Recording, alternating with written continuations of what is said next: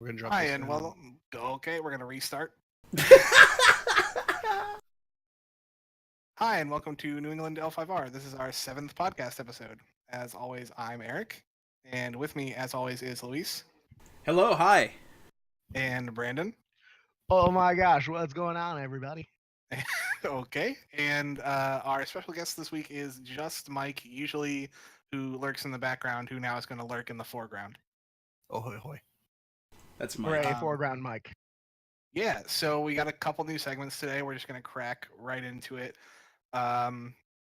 We started this whole community for our local scene, so we're going to go ahead and talk about our local scene for a little bit. Not this weekend. This is like the first weekend in a long time where we are not having a tournament, but the 25th is the game nights win a sword tournament. The second the second of hopefully a long running series. And Hopefully, it huh? should be it should be like pretty good because I think the last sword tournament was like over 30 people. The last sword tournament, I believe, was either 33 or 36, and it is, to date, as I understand it, the largest non-Kote L5R event held in North America, as far as Yeah, the it game was sweet. goes. Suck at California. And it was notably bigger than some Kote, so LA, step your fucking game up. I mean, Yeah, swords. yeah, that's a problem, a totally different problem. It sure is, but it's a good bragging point. Yeah, it was sweet. The first one had no AC, so it was actually the worst day of my life. The Blazing But- Sword tournament, as it were. Yeah, I wanted to die more than normal, It was horrifying. It was, like, so actually bad. horrifying. but it was also super sweet. And was we're gonna do it also- again. It was also potentially the most thematic Yeah. one, given that it was actually it took place in the Burning Sand. Yeah. It was actually my first like time playing. I learned the game the night before in Jigoku. Shouts out to Pie Mittens. And I just went into the sword tournament and got absolutely shit stomped and had a blast. Wait. I just want to confirm something. So you're basically stating that Gardner, Massachusetts is the Burning Sand. It was the Burning Sands, but they've received air conditioning since, so it's yeah, no it's a longer lot the Burning better Sands. now. So now it's this Temperate Sands? Tempered. What's up, Eric? The second of our new segments that we're going to do is a report from the weekend. So the tournament that just happened last weekend, who are now locked in to the second weekend of the month every month, because I spoke with the owner, is the tournament at Midgard. I spoke with Jason, who's a cool guy. He's locked in to the second week of every month, just like we have other stores locked into every weekend now. So in the New England area, every weekend there is a tournament that you can go to. I've made sure of it, and now it's up to us to go to these tournaments and reward the stores for doing us solid. So the Midgard tournament was pretty sweet, though. We had 16 players, We sure did. 4 new people. Yeah, it's was fucking awesome. awesome to see new players showing up. Like, it's seriously Yeah. awesome. 2 of those new people ended up going 2-2 in like their first tournament, which was pretty sweet. They had barely like any game time at all.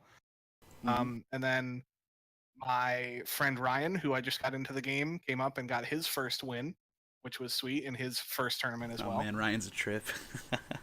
He's a cool kid. No, I like And, him. Yeah, I like him. Yeah, I met a bunch of new people. Went to a store I'd never gone to. Finally got to meet Adam in person, who I've known for like since the game has existed. So it You've was never super met cool. Adam in person before? No, I'd never met him in person before. Oh man. Yeah, Adam's a super cool guy. I've never made it up to like the northeast/southeast New Hampshire part. The only like time I've ever gone up there is to go to Black Moon. So Yeah, Midgard is fucking awesome. They're really cool. yeah, it was a nice store. It was a shame that I brought $0 with me because, completely off topic of L5R, but they had the new issue of Green Lantern, and I really wanted it.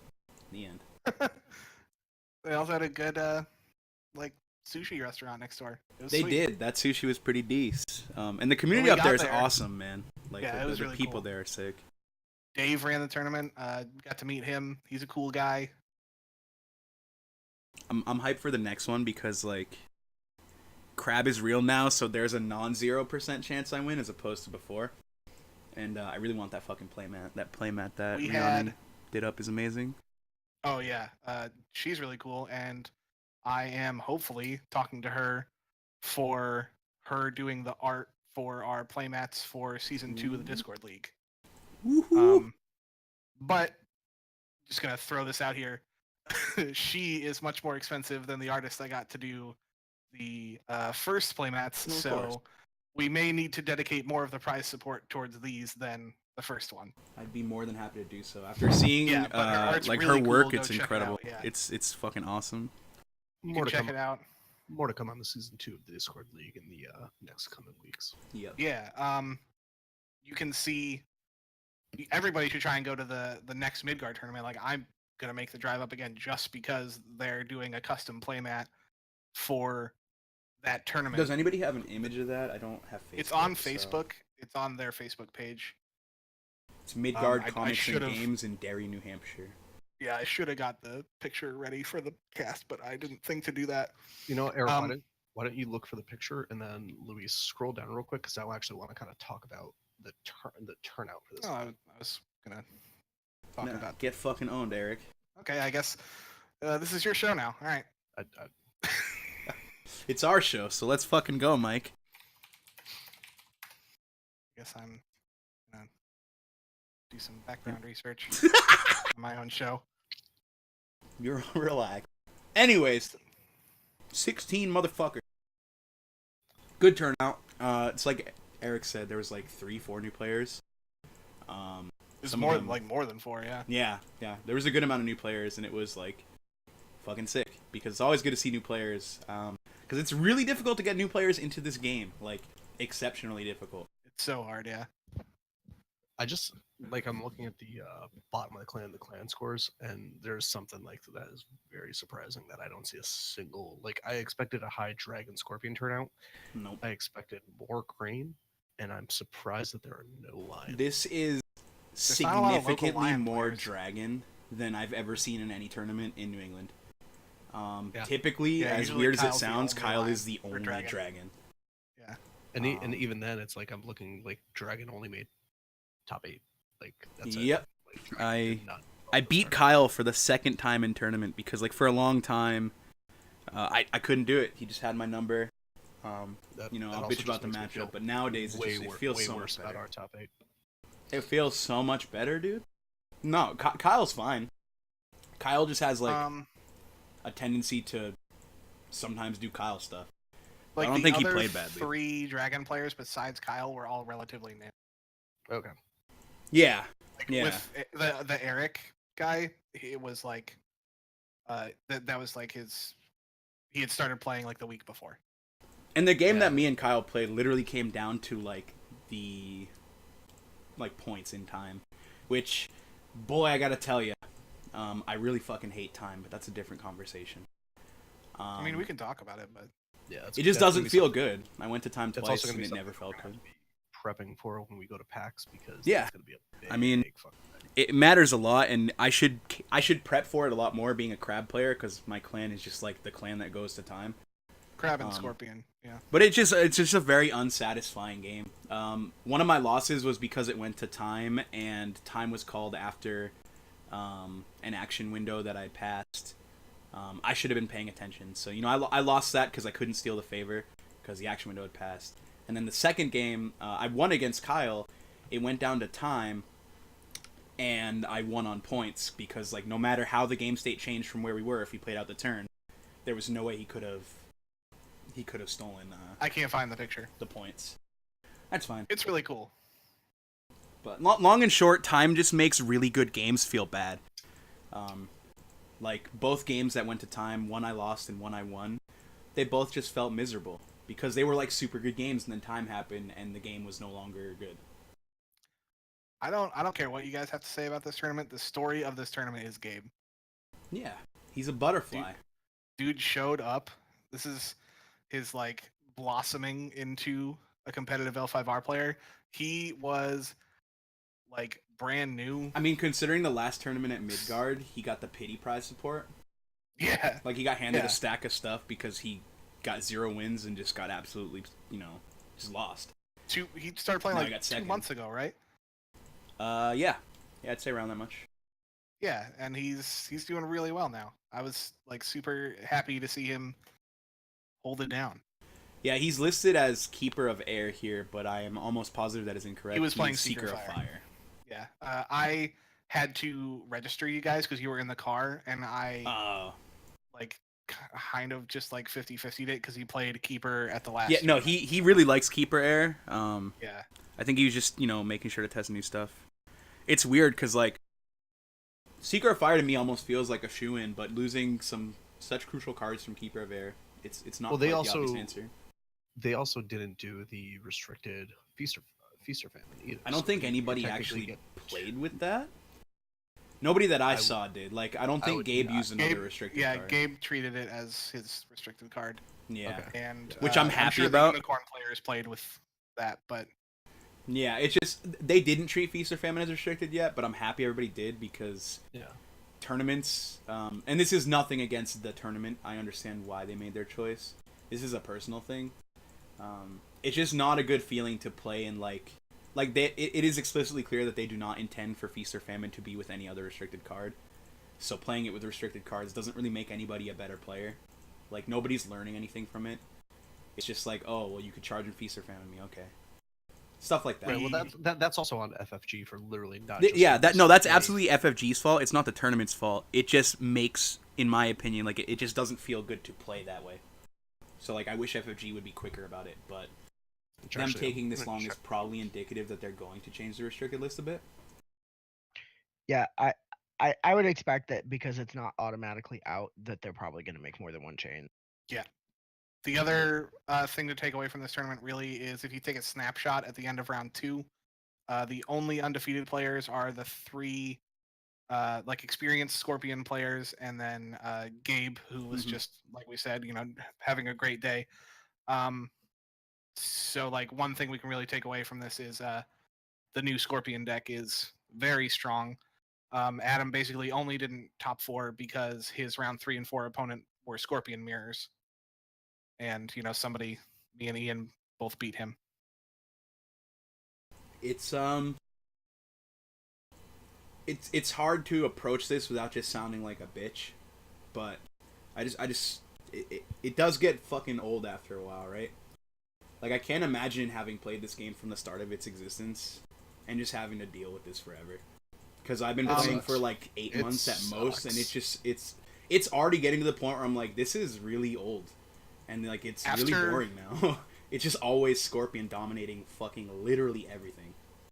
After PAX, I'm probably going to take like a Scorpion break, but I don't think Ian will, so... It's not that I dislike people for playing Scorpion, it's that I blame FFG for not properly addressing the fact that Scorpion is a blatant balancing issue. It is not simply something people complain about for the sake of complaining, although there is a lot of that, but it is a very clear and increasingly frustrating balance issue across all levels of play. And they don't seem to be particularly concerned about doing something with it quickly. And it just gets boring. See, I think the problem is FFG looks at the high-ranking tournaments. They look at like the Kote performance and everything else in that regard. And Derek brought this up in the cast last week. They're going to look at the fact that the player with Hidden Moon Dojo on turn 1 lost Worlds, ignoring the fact that Shen literally punted that game twice. But they need to look at the fact that Scorpion has made up over 35% of all top 8s since the inception of this game's Kote system. Like, they need to look at the statistics rather than like, oh, well, he lost. Like, they need to look at the fact that Scorpion is just utterly dominating the top end of the meta. What do you think about this, Eric, as a Scorpion player? I think, like, obviously, the things you're saying, you have a leg to stand on, and these are issues that need to be addressed. But I'm not intelligent enough to like talk about addressing them. Like, I don't design games for a living. I wish I did, but I don't. there definitely does need to be some sort of push, but I feel like I don't know if there's a way to like punch the Scorpion cards down without like drastically messing up an already small card pool. And I think the only thing to do is to punch the other clans up.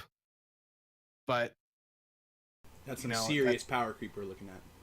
right, and they've clearly shown that they want to ramp down the power level of the game in the last few releases. I think Nothing has come to the power level of like core set cards, and Even even Imperial. a good chunk of Imperial cycle cards. Yeah, like everything they've released since basically the Phoenix pack has been a significantly lower power level for the most part. So I don't know how they're going to bridge the gap. I think one of the biggest problems with the Scorpion deck right now is it's so synergistic with everything because it really relies heavily on being able to dishonor their own guys, and all of their own guys have zero glory, so they don't have that heavy glory interaction. I don't really think it has anything to do with that, honestly. Well, they just I dishonor think But I also think themselves too. I also think that city. I also think that City of the Open Hand kind of gets around Yeah. that as well because well, yeah, of course. to be perfectly honest, with the release of Duty and even City of the Open Hand, Scorpion are basically immune to one of the win conditions of the game. They can't be dishonored. Like it does happen, I mean, yes. they but actively it's punch very- themselves in the face to punch you in the face is really the thing. Yeah. Like Yeah, their like, stronghold says stop hitting yourself. Scorpion, I think the strength of Scorpion comes from the fact that the faction just is innately placed in a really good way to take advantage of some of the downsides of the design of the game. They're perfectly positioned in a place to take advantage of passing like quickly in the dynasty phase, which is extremely important, extremely powerful. They're perfectly positioned in the phase of the game where you get to draw lots of cards, and they put all of their power into the conflict side, which you're allowed to see a lot more consistently and a lot more easily every game. They just I don't think they saw all of these things at once and all of these things coming to a head in a way that it has. But I just think they're uniquely positioned in a way that takes advantage of multiple flaws in the game's design. Yeah, I mean, I think that's incredibly fair. I don't think that it's not necessarily one thing or the power level of one card or even group of cards. Although I will say, taking my deck to Worlds, like I think about 70 of my 80 cards were core set cards. Yeah, yep, same. Yeah. Yeah. So having just an engine that's that efficient moving into getting new pieces that are things like Hidden Moon Tojo, it's An really alibi artist. an alibi artist. Yeah, it's the combination of everything that's moved into something that was already very good, just getting better and better and better. And I think it's a lot of little things moving together to make Scorpion be in such a ridiculous position. So, as a Scorpion player, Eric, do you feel that you've seen locally or otherwise? Do you feel you've seen any small amount or any notable amount rather of, I use the term lightly, but bandwagoning? Obviously, there's going to be competitive players who are like, yeah, I just want to play this. But have you noticed anybody perhaps jumping ship out of frustration or just in general? we have two people in the we have two people in the chat that jump ship to fucking Scorpion. Yeah, I mean, Okay. honestly, the only two people that have in the local community have been Luis, who changed his name to Red on the Discord for 4 days, and Brandon, who plays Scorpion at big events because he wants to win, and I don't fault him for that. I play Scorpion at almost everything. The only It's times also that really I haven't fun, really played Scorpion are the 2 weeks that I convinced myself I was going to play Crane, and then I really like the Crab Clan. I love their story, I love their lore, I love everything about them except for all of their cards are bad. Come on, man, we got fight on, dude. Dude, you know how good it felt to attack? I attacked Kyle. Kyle's playing Dragon. I fucking attacked him. I'm Crab. Normally, So, I have to spend all game drowning. To answer your question, locally, no. Everyone has picked a clan and played that clan, and that's super sweet. Except for some people who just pick wrong. Yeah, sometimes you pick Which wrong. is there's nothing I can do about that besides inform them of the choices they can make and how it might affect their enjoyment of the game, and like tell them you need to look at what kind of person you are, and like if you don't want to be okay with losing. A lot. I can definitely chime in on that because like I remember when the game first launched when we were in the 3 core and we Yeah. had the tournaments down in Windsor, Mass. Battle Standard, great place. It's And Connecticut. they had a Windsor, Connecticut. Sorry, they had a massive like first tournament L5R. It was like 12, 13 people, and that community just completely died because a bunch of them picked clans that really weren't good. I think there were 6 people trying to play like 3 core Phoenix, and I was just like, "Oh, you sweet summer children, no, no," because they were trying to play like all the ring jank, all the control stuff that got introduced in the core, and they're just like, "This is gonna be awesome. We can do all this manipulation." I'm like, Yeah. and these clans are just gonna like take you outside, make you bite the curb, and just close your eyes and hold still. I just want to real quick before we move away from the tournament, since we're pretty much done, for anybody like coming into the podcast and being like, well, why are these people talking about their like local events? The New England L5R scene is extremely strong, and at this 16-person tournament, more than half of them are Cote level players.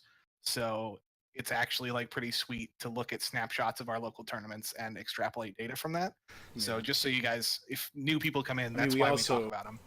Like, not to be too braggadocious, but like we can actually put together a 16-person tournament, which frankly the overwhelmingly vast majority of the world cannot do. Yeah, I mean, it's just, like it almost just is every what weekend. it is. Yeah. Almost every weekend. Yeah. But And, anyway, like we had regular people who didn't show up to this one, so like it could be even bigger. And also, just I double checked the rules reference, and Feast or Famine was not added onto it. Mhm. Yeah, Just in case like FFG decide to like add it on and not tell anyone, because that's also something that they might do. It really is. I mean, I'm hoping there's going to be a big release with multiple changes. So, I sure hope they mean, don't I swap can't Iron wait. Mine and Reprieve. Hashtag free greater glory. So, Please don't. I mean, I think clan loyalty is alive and well, and I really still am gonna like I'll stand here and die on this hill that like all the clans are playable. There is no incorrect choice. Player skill matters more than anything. Just because we have Scorpion players at the top table does not make Scorpion the best de facto deck. It means those are the best de facto players. Scorpion is the best de facto deck, though. It's just like correlation is not causation in this case. Exactly. But like, make no mistake. I'm just saying that like just because the top we had top players, we had top. Oh my god, the top tables had a lot of Scorpion players. It does not mean like there's only one correct choice in clan. Like you can just be really, really, really good at the game and play a military clan. It's not impossible. I agree to an extent, but I think this is a discussion for a different time. But I agree. Well, that's what we're talking about, clan loyalty. Oh, in that case, clan even when it feels bad. I mean, I mean, think that the extent of like just picking your shit and being good with it can matter, and it does matter to an extent. But like, realistically, Scorpion is the correct choice, and I don't think anybody can really say otherwise. I think you're making the correct choice if you pick the red cards because they are the best objectively, like period. I mean, I think the deck's not going to fit some people's style. And I think you can also make an argument for Crane because Crane has also been creeping up in power, and there can also be an argument. You guys just talked about I think them losing Secret Air was a hit. Well, no, I was getting to that. Like the argument can also be made for Dragon. Like I think Dragon's honestly still the most degenerate, and I'm actually very surprised that there wasn't a Dragon at the top 2 table at Worlds last weekend. Oh yeah. But I also feel like that was just a Neil getting like his shit kicked in. Well, from what I heard, and this is from the horse's mouth, so take it as you will. He just kind of got fucked on flops real hard, and obviously it's easy for people to make an excuse, but that is what I was like. It's what he said. You can't run hot forever. They're all really good players at Worlds, Yeah. And that's what I was saying is like, even Anil on stream said like I literally scrubbed out, like, and that's his terminology for like just bad flop after bad flop. It happens. So it takes luck to win any tournament. Yeah. Yep. Even like a local tournament like this where the winner, top two played 6 rounds. You know, it takes a little bit of luck to win 6-round tournament. Mm-hmm. Well, and that also goes into like just in general, like this game. We can talk about how skill based the game is. There is luck has a very hefty hand in this game. Oh, too. it is an extremely high variance game. It involves cards. Yeah, but like for a card game, it is one of the most high variance games I've ever played. I disagree. I think it's higher variance than Magic, even like notably. L5R, higher. absolute. No. Are you kidding? L5R, dude, you have 2 hands. Like the variance is so ridiculous. Let me think about this for a second. So you have why you formulate that thought, Brian? I think you're thinking, Eric, it's not high variance because you play pretty much solely out of your conflict and not your dynasty. So you're drawing 5 cards a turn, so you're used to playing that style more often. There's also the level of variance that's introduced by your provinces existing. The level of variance introduced by your one-of holdings and your one-of cards. Like sometimes you flop Hidden Moon on insert any province here and you win the game. Sometimes you flop Conjo on Shameful after you got the favor turn 1 and you literally win the game. Brendan, go ahead with sometimes you get a natural Karada and you win. Yeah, I mean, so the game, one of the balancing mechanics is variance, right? Like the single copy per deck cards that they have chosen to include are balanced by the fact that they don't come out all the time. Otherwise, you know, if you could play 3 Imperial Palaces, or if you could play 3 Karada Districts or 3 Hidden Moon Dojos, you know, people would just Scorpion would win every game. And so I think that we in a game where not only do we have cards like that, we also have all of our characters which you know, vary wildly in curve. Like in Magic, you're gonna just you draw from just one source, right? So you have the curve of your cards is significant. And for those not in the Magic lingo, curve means like the cost of the cards and how you run more 1 costs than you run 2 costs, or 2 costs than 3 costs, and so it kind of goes up like a curve. In L5R, that's kind of important, but it's not as important because there's just a static amount of money that you get per turn instead of having to build up a mana base, and then moving into having, you know, basically you can just flip 4 5 drops, or 4 4 drops, or 4 3 4 and 5 drops, and then just lose because you can't play anything, and you know that happens to be the turn that 2 or 3 of your guys went away the last turn. And sometimes like you can you're build playing and dark blue mitigate towards cards and that, you but flop 5 holdings on 1 turn. yeah, right. I mean, you have to play 8 or 9 holdings to make crab holding cards reasonable. And then and you flop like 2 flip 4 keepers, a fucking Cooney Lab when you have 3 honor, like in a favorable. It's like, all right, well, had a good run. Well, and it happens to every clan. Yeah, and I think there's also something to be said, like in regards to like the flops and the curves and everything in that regard, that you can get incredibly money screwed in this game, because even the designers said like they weren't expecting people to drop 3 to 4 fate on a character.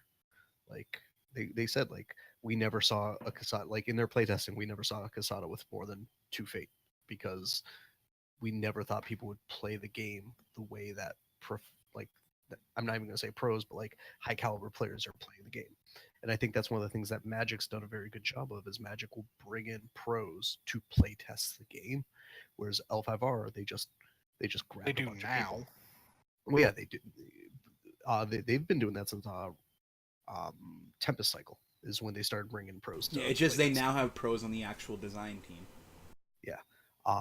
But basically what it is like with L5R, like one of the playtesters didn't even know what Hidden Moon Dojo did. Like, let's just call that out there. Like, I mean, they might not have playtested for that set. I believe they didn't, to be fair. But the playtesters in general have been known to miss some things, or the way that it works, like, FFG is FFG, and they're not good.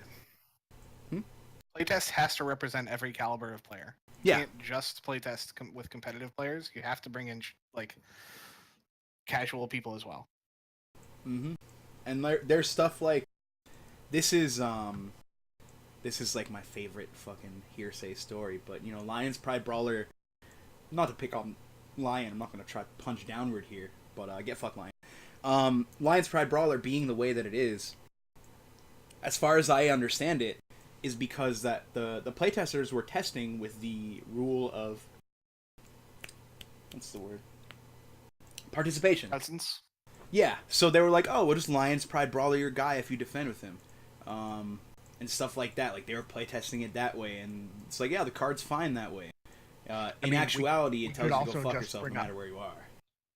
Yeah, we could also just bring up Hawk Tattoo, right? Yeah, Hawk Which, Tattoo, like, where they told... It's Tattoo. Obviously, you play that on your... Well, the playtesters, again, this is another thing I've heard, is that they were literally like, hey, FFG, this is fucked.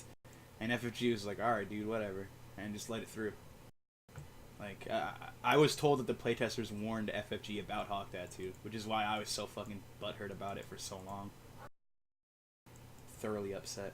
But, or even stories from Netrunner, where, like, they were playtesting with cards that was just, like, a piece of paper that said, it does this, and then that's crossed out, and it's like, no, this, and then it's crossed out again, it's like, see back of card. Well, I mean, that's like... that's any playtest environment. Like, Magic playtest is done the exact same way. That's miserable. That they just playtest cards because a card will go through so many itinerations and changes. I think I read an article where Magic playtesters were playtesting a card and they like went to play a card and they're like, wait a second, it doesn't do this anymore, and it was completely changed because it had gone through like 4 or 5 iterations. Yeah, fuck that. Like apparently Yoritomo went through like 6 different versions. How'd they land on that one? They just gave up trying to make him good? Apparently his original version was he counted all fate in play. Good. He'd still suck. He'd still suck. God, he sucks, dude. Fate in both pools and in play. Yeah, he'd still suck. You still lose to a 1/1 pull rival on a 4-chain. Not true. You still actually die to Cloud the Mind. Yeah. Yeah, like, that's also true. I don't know. Money for a guy that loses to a bunch of things that cost 1. Yeah. Or 0. Well, and I think that's also the inherent problem with like the level of the game is because you can't play these big guys without protecting them. Like you want to play the big guys that are cool. Like big dudes suck in this game for the most part. Especially with so many active kill spells. Like I'm gonna play an awesome big dude. Like I'm gonna play Isua Kaede, who's awesome, but it's a little hyperbolic. There's not a lot. I don't think there's. I think there's one kill spell that's good and one kill spell that's good because of duty. Right, Noble Sack and then duty, or Noble Sack and I Can Swim. Yeah, true. But I mean, Kaede also dies to being dishonored, so I guess you can count away the Scorpion as a kill spell there. A Fate Worse Than Death is a pseudo kill spell. Yeah. Way of the Crab and Assassinate. Yeah.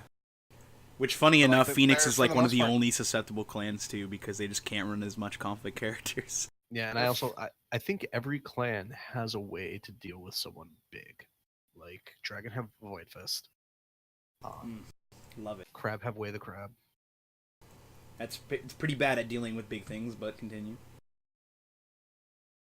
Dealing with just about anything, really. But yeah, Crane have Double Sack. Lion don't have Kill Spell, actually. Yeah, I don't have shit. Send homes and bows. Yeah. They could send the big guy home and then let him crack back for free. Yeah. Or try to pump their Lion's Pride Brawler and bow them. Just weigh the Lion twice to bow a guy. You know what? Lion needs a kill spell. I think that will. Lion just needs something. I don't know what the fuck they need, but they need something because they suck, dude. I said it before and I'll say it again. Lion needs put to the sword. Yep. I think Phoenix should have been the Recursion clan, like Kids of Spirit Caller. I think that should have been a Phoenix card, and I think Lion should have gotten the Glory theme with like Pride. We could just look at Recursion, and instead of like trying to reassign it, we could just say it doesn't belong in any game ever, right? Yeah, it's definitely never degenerate in any card game ever, and I'd love to see more Tadakas. Yeah. Well, Tadaka's not Recursion. Yeah, I know. I'm saying if you had Recursion in the faction. Oh, okay, yeah. Oh, yeah. Instead of dealing with 1/5. Oh, dude, I was playing against Fushicho the other day, and I was like, "Fuck, dude, what do I do now? Like, I don't want to kill this because he's gonna get a Tadaka and I lose." But that's the thing is like I think if Lion had gone with like a very like high glory characters with all having pride, so if they win they get something out of it. That's a very Lion-esque theme, and I think that could have like making Lion much more competitive. Give them like a military kill spell. Pride just stinks though. Pride doesn't feel good at all. I don't know why you want more kill spells in the game. Yeah, we don't want more. I don't want more kill spells. I just think like they need something. I just don't know what it is. Like I think Just print dynasty characters for Lion that have actual stats sometimes. Like, give them a conflict deck that doesn't suck ass. how would you guys feel if they made the commander trait like old tactician, where you can discard a card to give a character a force bonus like equal to like its influence value? That's all their conflict deck is, anyways. Like, all their conflict deck is just pump, anyways. You know, like it just sucks. They can't run Cloud. They need more attachment hate because they die to Cloud so hard. Well, they're getting more attachment. They are, but like, are they gonna double up on it? They might just Dragon Splash and still run that. But either way, it's just like, I don't know. I just think their conflict deck is fucking trash. I mean, look at like the support of the Scorpion deck, and yeah, we saw like, and we talked about it. You know, catching people off guard goes a long way, but I mean, he was running more influence of Scorpion cards than Lion cards in that deck. Like, Lion conflict cards just fucking suck. Like, they're just bad. They're just not good at all. You know, have you ever thought about how, we can talk about how Dragon is, an S tier deck and Lion is on the bottom of said tiers. And both of their conflict decks are just pump effects, right? But like just the fact that Dragon's pump is centered around the attachment keyword. Yeah, because they Lion's fucking stay pump, around forever. Lion's pump is centered around events. Yeah. And how huge of a disparity that power level is. It was because I play a fan and it's a fucking rolling political bonsai for 7 turns. Yeah, because my guy has 6 fate on him, so yeah, really it's a like plus, they didn't factor in that 14. attachments are fucking broken because people put fate on guys. Like, attachments are by far the highest value cards in the game. Like, Ornate Fan and Fine Katana are such high value cards that it's incredible to me that people don't realize it, because they are absurd value. If you just slam them on a dude with 3 fate, like, nobody wants to let those go. You just got fucking 4 bonsais. Or, like, possibly more if they get into multiple conflicts. Like, it's ridiculous. It's ridiculous. And at least Dragon, like, the proactive stuff Dragon has is now better, too. Like, I'm thinking the Lion will get better when they pick up Seeker of Water, because I think that's where they're going next with the elemental challenges. They're going for. They need another water province that doesn't suck. I guess Along the River of Gold is probably actually good for them because they could have a real because then they can run Art of War and Rally. I'd rather run Along the River of Gold any day. Yeah, Derek was saying that that you need the money too badly to put Rally under your box. Yeah, like you're never getting I'm passing fate, and inclined to let him speak for Lion. Yeah. Along the River, like, it's one of the few provinces that you could just use. Like, it's just an action. Yeah, because I also think like when they go Seeker, they're gonna get the Water Sword, and then also they're on, like, Lions seem to be on Crab Slash right now, so I don't know if they cut charge for Pathfinders. I could see a world where that happens, and then they can start. I'm wondering, building some towers. Are they on Crab Splash out of raw desperation at this point? Right? Because, like, are they just like, well, we can't win with our real splash, which is Dragon, which, for all intents and purposes, is probably better overall for playing an honest game.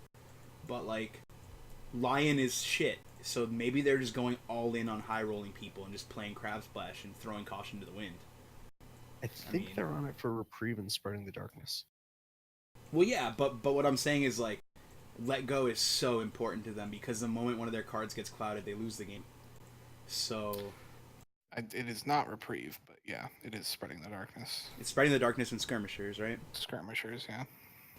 So it's like, I don't know. I just feel like them going to Crab Splash is like, it might technically have more legs than the Dragon Splash, but I don't think it's as sound a splash option. I feel that could just be them going, like, leaning all in on Akoto's Casino, because they're like, well, I mean, our chances to win are so shit right now. anyways. That too. There's no big events happening right now, so like now's the time to like throw spaghetti and see what works, right? Yeah, I mean, PAX isn't for another 2 weeks, and that's new rules, which I've hoped to fucking God. Like, we have 11 days, so by the 19th, they have to put Feast or Famine on the restricted list before PAX, because the tournament's the 30th. So we gotta be ready for that too, because if Feast or Famine doesn't go on that restricted list on the 19th, then guess what we get to deal with at PAX? I mean, you have to deal with it. I don't. You know what's great? I'm really looking forward to signing up as Crab. I don't know. Do we have to sign up with our clan or no? Just our name. I don't think there is like deck lists like Worlds. I'm pretty sure you'll fill out your deck list there. Okay, yeah, you fill, good. from what I've read with Cascade, you fill out your deck list. I was gonna say, because if I sign up as Crab and then they fucking restrict Reprieve and take Iron Mine off, like I'm just gonna play Scorpion. Yeah, no, they every Cote so far has been show up, fill out deck list, hand it in. Yeah. Thank Yeah, fuck. I think the grand cotes are the ones where you have to pre-submit the deck list. That is a grand code. Going to a Grand Cote, Mike. Yeah, no. So having been to 3 of them, no, that's never happened. Yeah, I don't know. But Let's shift gears. yeah. What's next? What the fuck is next? Clan let's see. loyalty. We did that. I guess. Like, how do I put this? We didn't go full in on like committing to what is shitty. You know, we kind of tangented off and we talked about the balance of stuff, but I don't think we talked completely about how people feel committing to and continuing to play a clan that is not where they want it to be. Is that something that we should perhaps go into? I just like don't really agree with it at a base level, which is why I didn't really want to talk about it. But Well, how do you mean? I think everything's playable. Right. That's think not player the skill topic at matters. hand.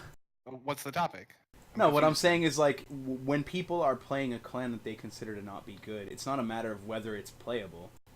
It's a matter of like if something is either hitting a point of not being fun or if something is just in a bad spot, like what keeps people continuing to do that? Like calling everything playable is all fine and dandy, but there's a reality we have to face too. And the reality is a clan like Lion and Unicorn doesn't do shit. Like they just don't do anything. Period. A couple weeks ago, like we were saying, like Unicorn is in a good spot. They're positioned to be a dark horse at Worlds. Yeah, they're like, playable.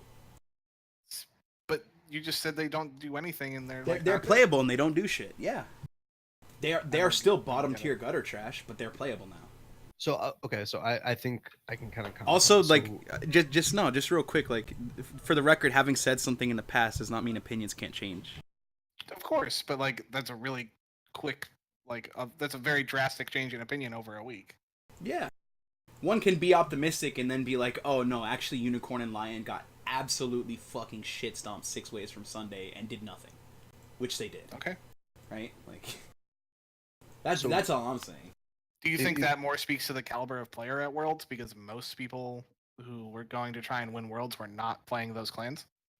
I think there's a mix of things that go into it, but I think the people who are trying to win Worlds not playing those clans, like, also feeds directly into the fact that those clans aren't good, because if they wanted to win Worlds, they'd play them. I also think that there's a higher caliber of skill at Worlds this year than there was last year too. Like, well, of course. Well, let's yeah, keep of that in course. mind. Like, The game wasn't out evolved for just a month.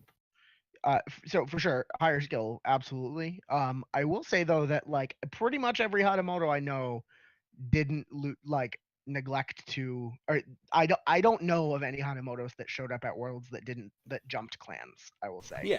Like every Lion and Crab Hatamoto I know was playing Lion or Crab. Every Unicorn Hatamoto I know that was there was playing Unicorn. So I don't think that like there's a lot of not clan loyalty, even though they didn't do particularly well. Right. So I guess then the question that they're asking is, what keeps these players in these clans? Right. And I think it's just a weird thing that keeps people playing. It's not like, oh man, we're so shit, like fuck this, but like there's always a bad feeling if your clan sucks, or if you feel your clan sucks. It doesn't feel good. I mean, I guess some people, you're in the best position to talk about it, Luis. Yeah. And like, I mean, there's no small amount of people who just want to cry wink about how bad their clan is, right? Like, I've met no small amount of people who I feel just don't actually want their clan to be good and prefer to complain about how bad it is. But, like, feasibly, we should all want our clan to be top tier, right? We should all want our clan to be the next Scorpion, because that's just, like, how it is. But going back into, like, why people continue to play it, I mean, Eric will tell you, like, he damn near had to stage an intervention for me like I'm like addicted to crabbing, and I don't know what it is. Like for months we talk about it, and like I was always just inches away from being like, dude, I can't fucking do this anymore. Like I can't do this, and I stuck with crab. Like I went to Crane for a couple events, and I went right back to crab. Like as soon as Hawk Tattoo was errated, and it still fucking sucked in my eyes. Like it still didn't feel good, and for some reason I kept playing it. I just And it's just weird. Like I don't know how to speak for other people on that front. What's I up? really think that in this game especially, like playing 500 games with your crab deck and then bringing it to a large event Yeah. is you're going to be way better positioned than like 2 months before switching to Switching the to de Stork, facto yeah, best clan and jamming like 50 games in and then going I- to a big event. I Like think we Yeah, spoke about this. completely.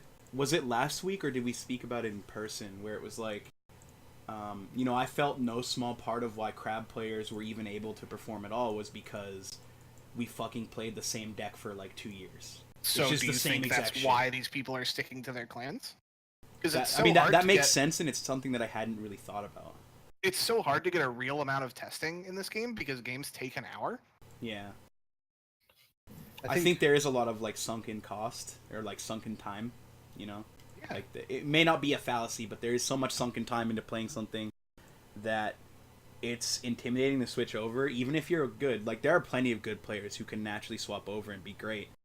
Um, Yeah, there are multiple, so to speak, Ronin in the highly competitive scene who are just playing what the best deck is. yeah, They yeah, do for sure. well I all mean, the time. Like, So I exactly. can like comment on like two of those points. So like in our own top eight, like I swapped decks. Like I went off my keeper deck into um, an aggro deck, and I just fucking punted the game out the fucking goddamn window because I didn't know how to play it. And I've been spamming the aggro deck because this is the one I want to take into packs, and I've been like learning the little tricks with it and getting much better with it. So I think that's a key thing. But I think a big part of this is FFG, when they bought this license, knew exactly what they were getting. Like L5R, way back in the day, was basically built to be a competitor to Magic, and for a while it was. Um, it was always Magic was number one, L5R was number two. It never quite hit the mainstream that Magic did because Magic kind of went very mainstream with a lot of video games and then the online games and everything in that regard. What happened though was L5R developed into a very kind of cult based following of a game until AEG eventually ended it. And then when they ended it, people were pissed. And then FFG announced, oh, hey, we bought the license. And it was like the seamless transition. And I remember like, Eric, you linked me. It's like, hey, this is happening. And I literally every day was checking the FFG site, like, when is this happening? When is this happening? Because L5R pulled in that huge, rabid fan base of a lot of old players into this new game. And as they get new players into the game, that fan base is basically kind of transitioning. It's like, hey, you pick your clan and that is your clan and you stick with it. And like that's what these new players are getting exposed to. So I think that's where the clan loyalty comes in is the old game had this massive clan loyalty. And there was something in the old game, every major Kote had something for clan loyalty. Like yeah, there were clan dinners, there were clan get-togethers. Like when the storyline choices came up at Kote's, I was top Phoenix at three Kote's from 97 to 98, 99, where we literally sat down with like all the Phoenix players there and we're like, all right, what are we doing? Like, what is our vote on this? And that which is like dope. that community is huge. And I think that's what FFG wanted with like the whole Hatamoto thing.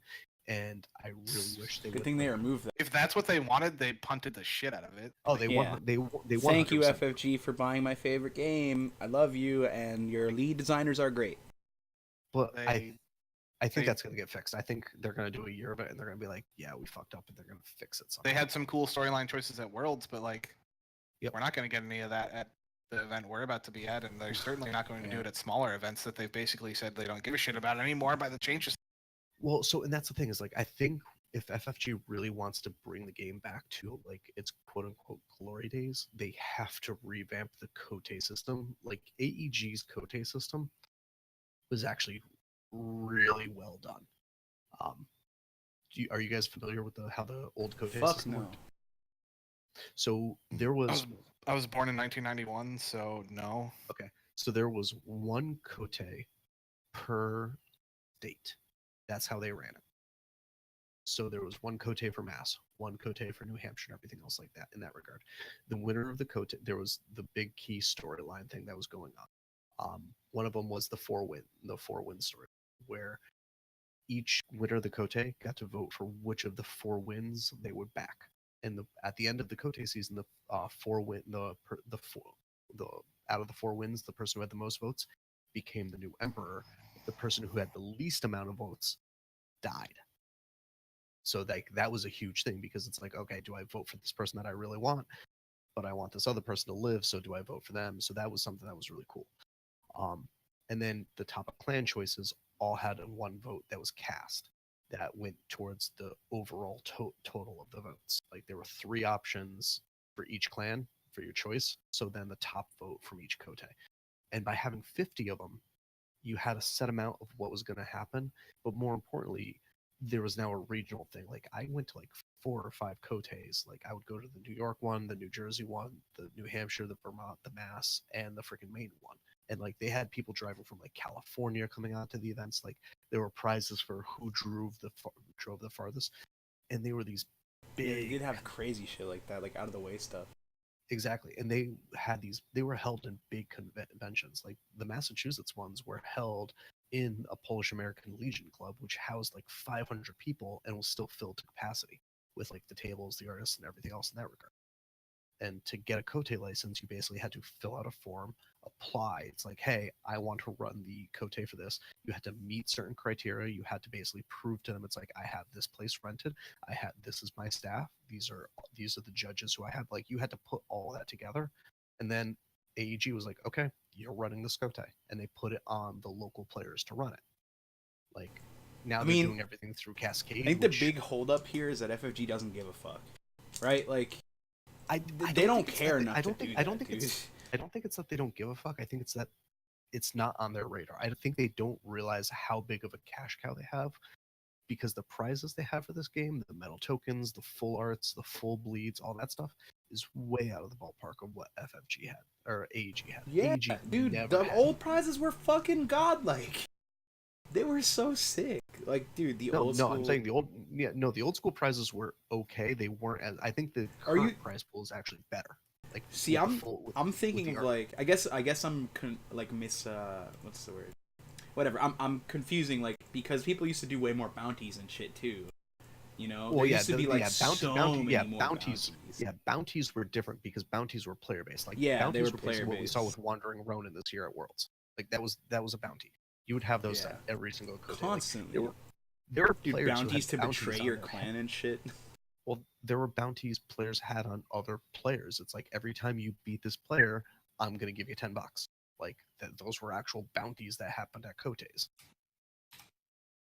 Like I can go off on this like huge tirade where it's just like FFG can fix it, especially if they're going to do everything through Cascade, because that's what organization. Well, I don't think removing Hatamoto is how they fix it. That's for sure. Which is basically what they've done.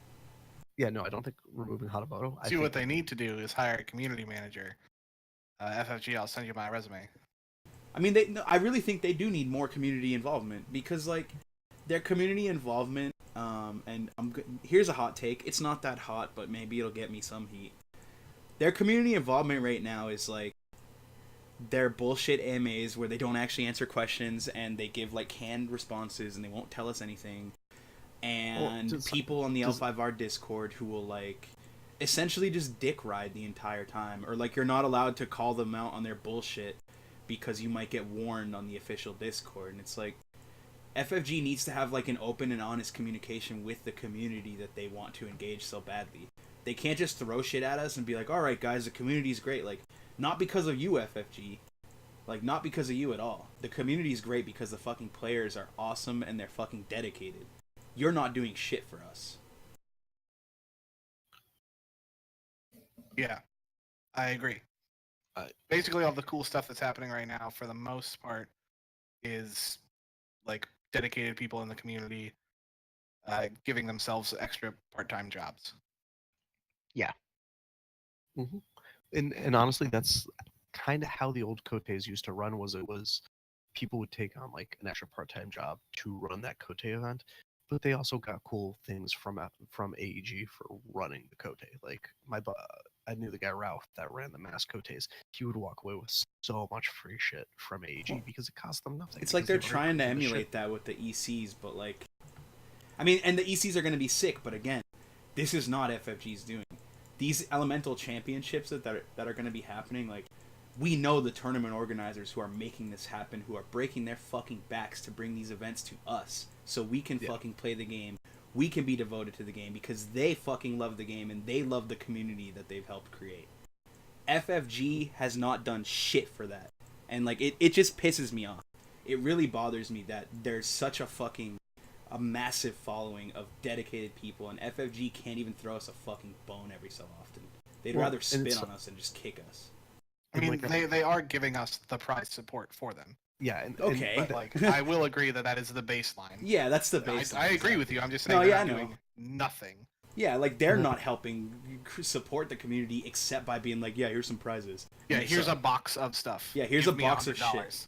It's like, okay, I guess. And here's the other big thing too is like, and I mentioned it in like my little tirade, like the prize support that FFG does is way better than anything AEG. Like I never saw full bleed art cards in the old game. Like, but like, that stuff is like, that stuff's like cool, but it doesn't have a soul, which is what I think people are trying to get at here. Yeah, like it's like it's good swag, but like there's no, I just don't feel it like I used to. The soul comes from the storyline choice. Let's be perfectly honest. It did. Like this is a storyline driven game, and we're still getting storyline choices. We're just not getting. No, we got a bunch just now. But there was an entire year with none since Worlds. Which that was also the problem with AEG, because AEG would put out storyline choices, and then when players would choose the stuff that they weren't expecting, they'd be like, "Fuck, what do we do?" I mean, that's still better than like. It's still better than not giving us any. And there's a lot of people, and I'm not saying they're wrong, but there's no small amount of the player base who's like, yeah, I don't even want that back. It's like, I don't think you know what you're missing, dude. I don't want that back. Like, let me just say this point, and then you can get to yours, Bren. I don't want that back because I think keeping a tighter control on the story is better overall. Well, how much do they expect to engage the community by actively fucking it over with the new Hatamoto system and just being like, here, guys, this is what we do for the community. We charge you for prize kits, and you can run everything, and you can set everything up through your backbreaking work. Giving the players full storyline choices isn't the way you fix that. Like that you don't need constant full storyline choices, but I mean, they need to do fucking something, dude. No, I agree they need to do something, but you don't want to open the Pandora's box of giving them like that's how you end up losing the wall again, Luis. Dude, I don't even care if we lose the wall if that's what it means. The Pandora's box of giving players you're not a crap player. Badass fucking choices that kept the game alive for 20 years even after it started dying like a slow death. I'll take that.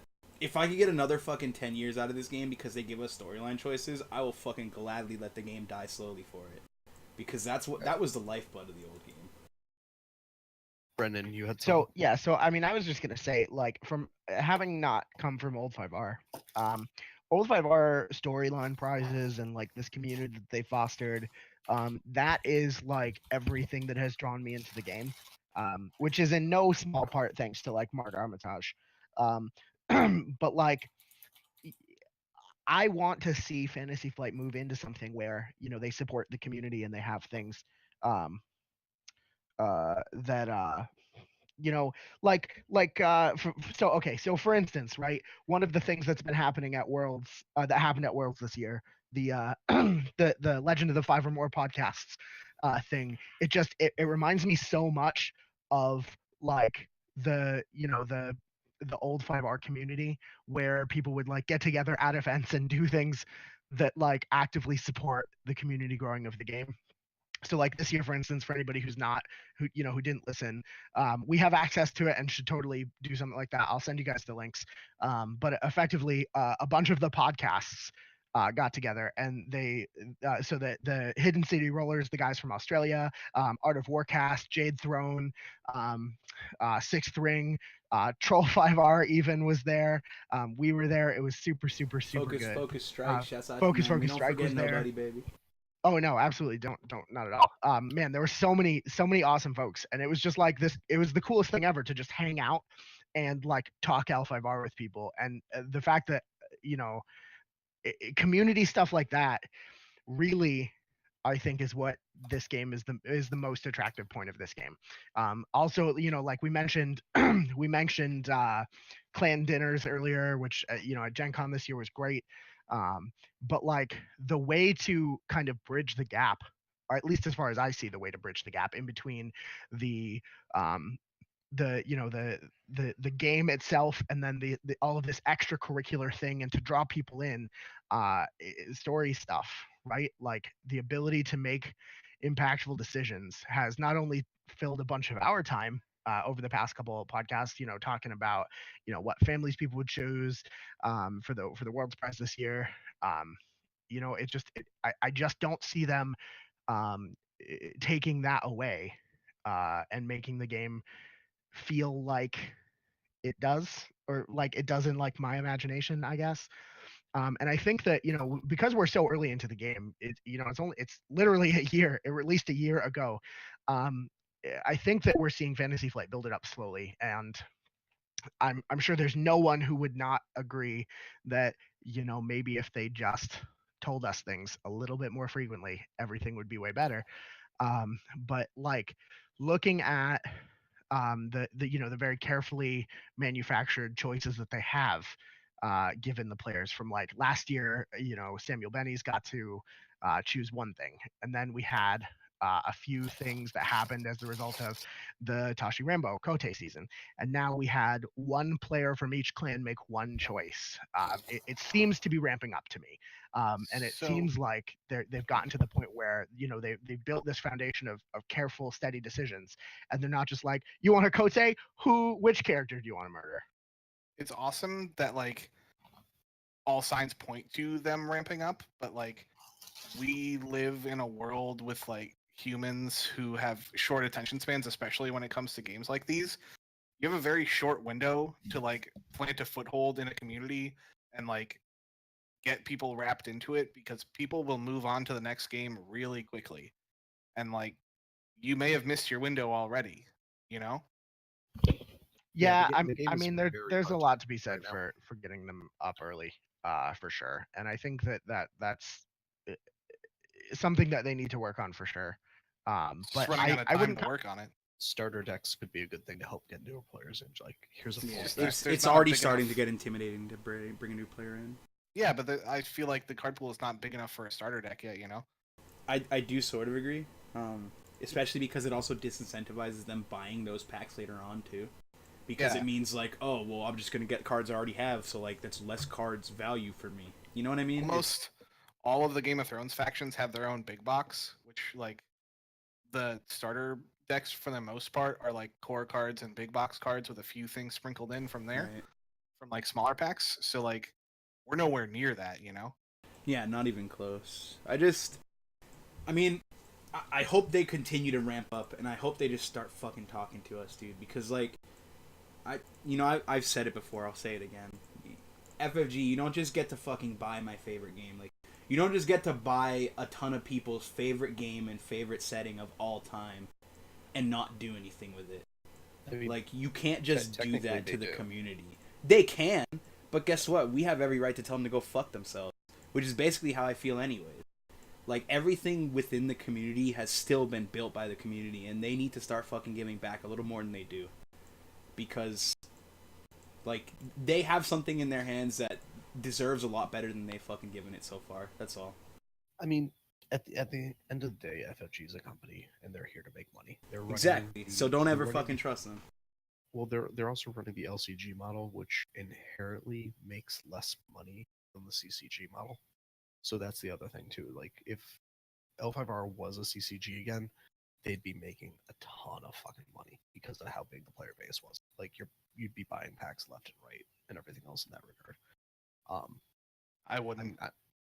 well, I wouldn't be playing the game. But if more it was a people would CCG probably 'cause be I couldn't playing, afford though. it.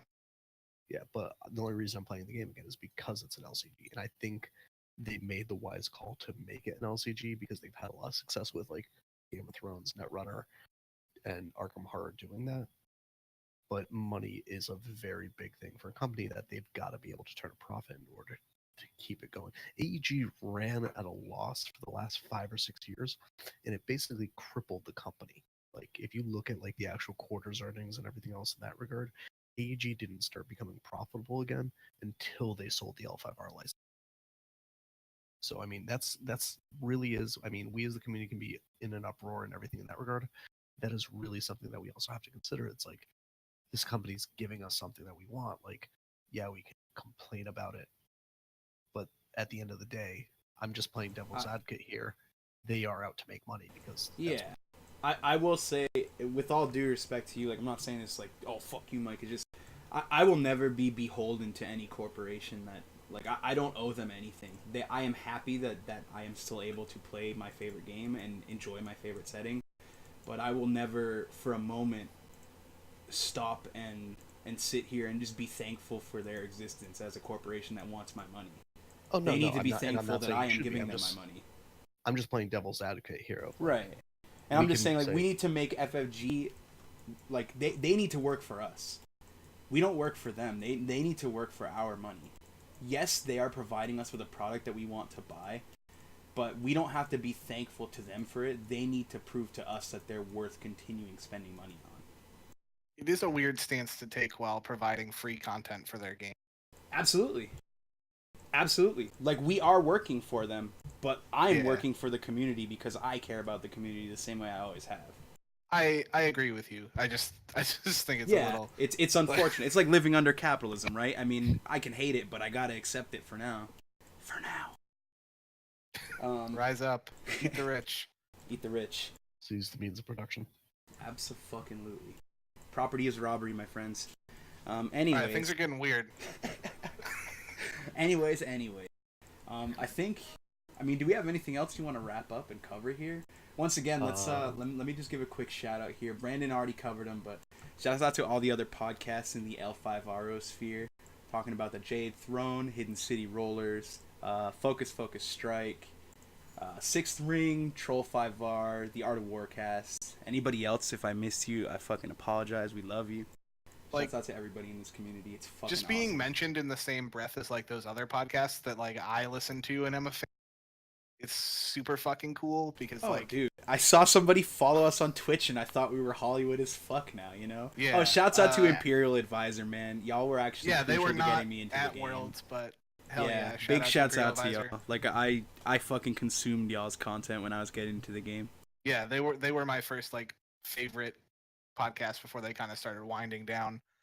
But yeah, like it's super cool. You know, it's super cool that we even got to be a part of it. Even Brandon, because most of us didn't go to Worlds.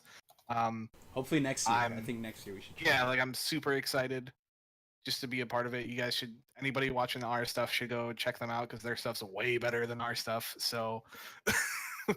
Yeah, I mean, just being in the same room with all of these people was like the coolest thing ever. Yeah, it was it's great. awesome. They were super good. Like they had everything covered. I showed up late because I'm a scrub. It was just like, oh man, it was so good. I'm super grateful. Merlin, kind of, you know, oh man, Merlin's like the coolest guy ever. He messaged me and was like, "Hey, are you?" Because I think Mark talked to him because so Merlin's one of the guys from Australia. He's one of the Hidden City Rollers guys, and like, oh man, it was the coolest thing ever. Yeah, I never even asked you, like, how did you even get into it? I was gonna say, did you just like drunkenly stumble into a room with podcasts? I was my picture as well. Brandon just being like, can I get in on this shit? No. I was just drunk and walking around the hotel, and I just stumbled into a conference room, and suddenly I was involved in 5 or more podcasts of rings. I have a podcast. No, no one listens to it, but I have one.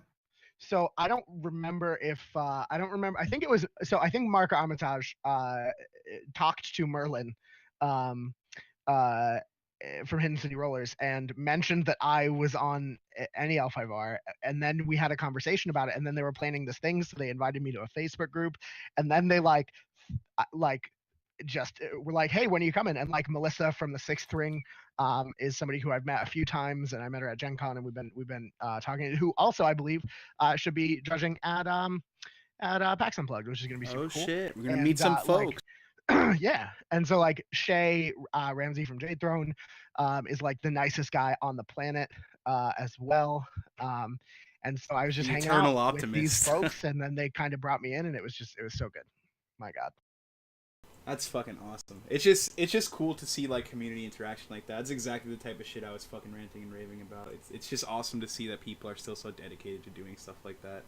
And in a new day and age, because back in the day, like that wasn't really a thing. When I last played like old rings in 06, 07, like people doing podcasts about it, and it wasn't really that level of community connection. There was a community engagement, but you know what I mean? It's a new age. It's a different age now. And it's fucking awesome to see.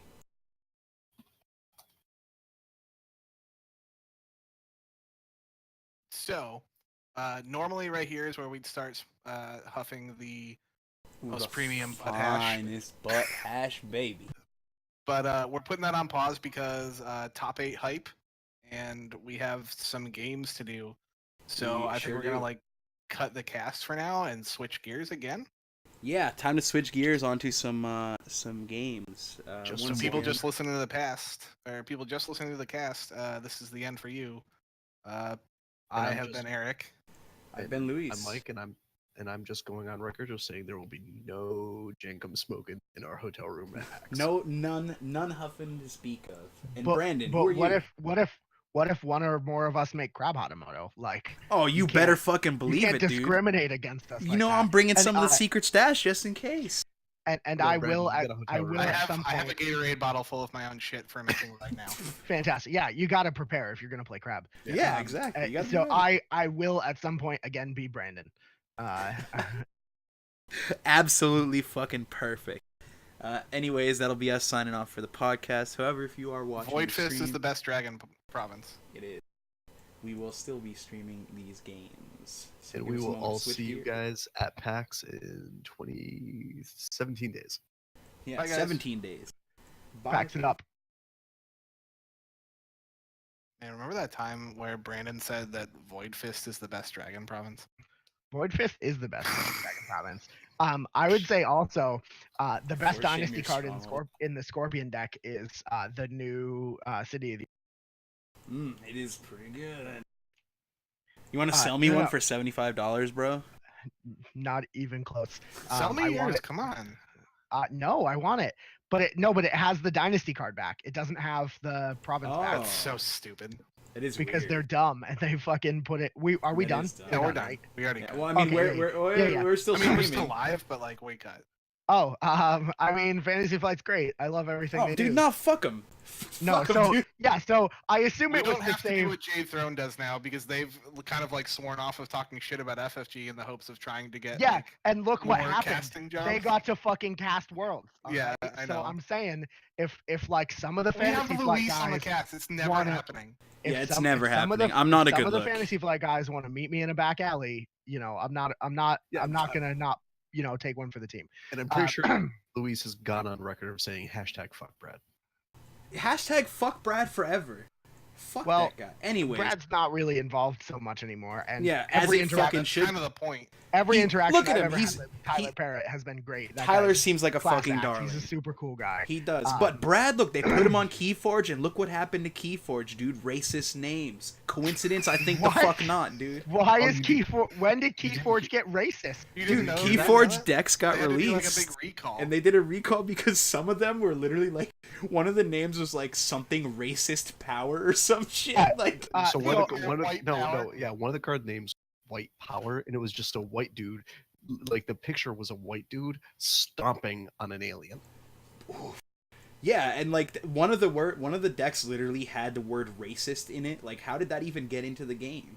Y'all fucked around with your procedural generation. Well, there. it's because the My God. names were procedurally Yeah, generated. it was probably I- Brad's fault, is all I'm saying.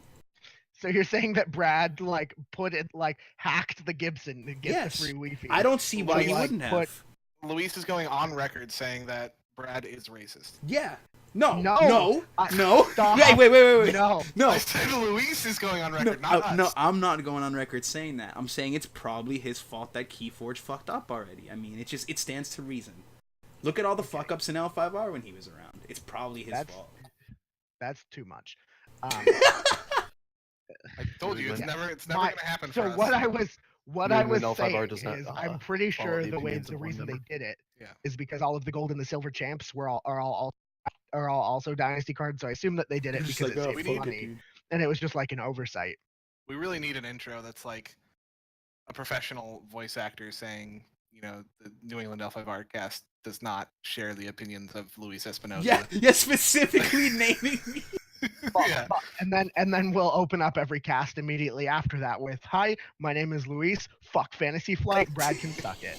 And then you know, we can all just be like, "What? No." We'll just have a scrolling background of all the things that Luis has said, like I hope he gets hit by an 18-wheeler. And...